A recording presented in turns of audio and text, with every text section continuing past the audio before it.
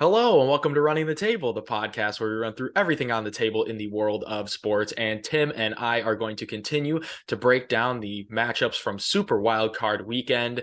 Next up is the barn burner that was the Los Angeles Chargers and Jacksonville Jaguars. That was a fun one. Tim, you ready to get into it? Let's run it, man.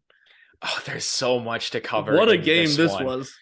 I think this game should be dubbed the Chargers choke because from up 27-0, the Jacksonville Jaguars in the second half stormed back and won on a last-second field goal, 31-30. Trevor Lawrence in that game, he was the story. He was the man of the moment from the highest of highs to the lowest of lows, back up to the highest of highs. Four first half interceptions, and you come back and win.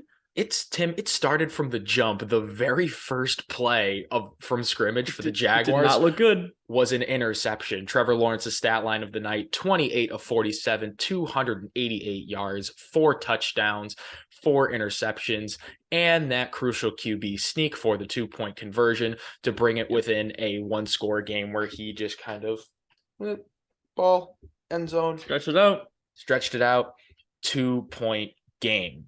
He did the Clemson thing. His confidence never wavered at any point. He showed the skill, he showed the leadership, he showed the poise of a franchise quarterback that you want to see. And he's a top 5 quarterback in the league right now. I will absolutely make that claim for Trevor Lawrence, what he's shown not only in the regular season, but in this first playoff game. I mean, yeah, it's a bold take, but so far he's backed it up. I mean, the composure that you have to come and have a first half like that, and then keep your guys in the game, keep your offense composed, and start mounting that comeback. Obviously, the defense had to hold up their end of the bargain, and they did. I mean, they stonewalled the Chargers for most of the second half, and a big part of that was the job that they were able to do on Austin Ekeler. Austin Ekeler only averaged 2.7 yards per carry despite having those 2 touchdowns. So they made some great halftime adjustments and figured some things out. But not only did Trevor Lawrence look very good in that second half, but it was great for them to get ETN going with 109 yards on the ground.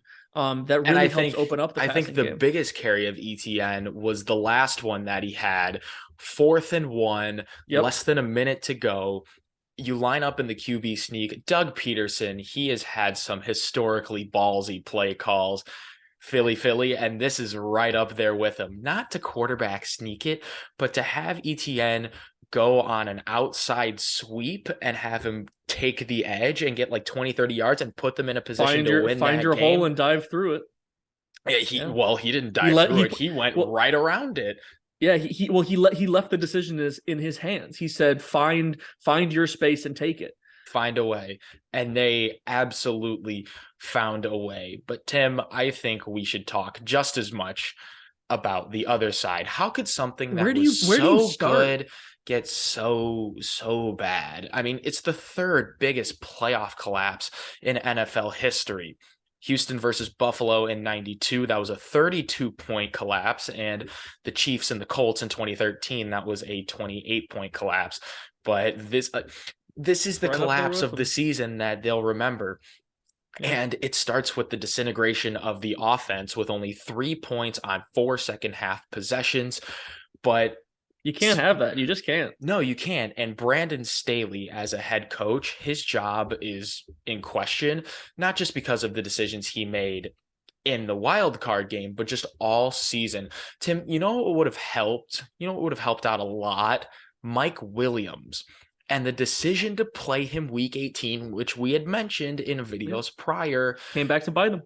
A back fracture, which caused him to miss, like the timetable is like 2 to 3 weeks. Doesn't matter. He's not Doesn't matter. there. He's done.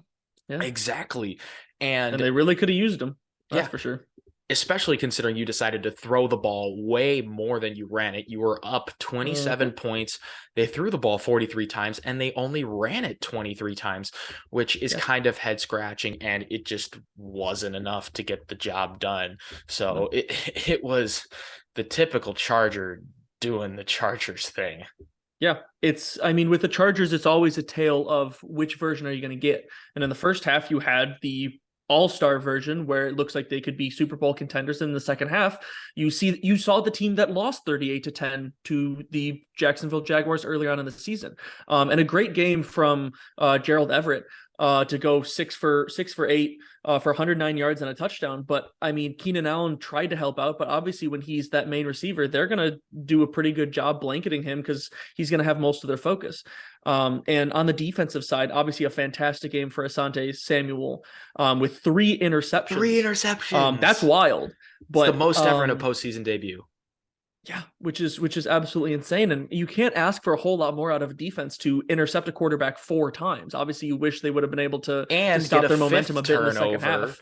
Yeah. They got a 5th turnover because of a muff punt off of Chris Claybrook's helmet. So you're up 27 points. You have the turnover differential +5, and you find a way to lose the game. You can't really do much there. For the Chargers, I know a lot of guys have spoken in support of Brandon Staley, and it'll be interesting to see how the franchise chooses to handle that going forward. I know he's very liked by the players, but a lot of these decisions, man, I mean, there's some things you just can't overlook time and time again, and he has a bit of a history now. The Chargers back to the drawing board. The Jaguars, the jubilation of victory. They're moving on. They're going to play Kansas City in Arrowhead in the divisional round. So we'll be looking forward to that game. But that's all we got for the Chargers and Jaguars breakdown. We're going to be breaking down all of the wild card games and so much more content throughout the playoffs. So if you want more from us, like and subscribe, and we out.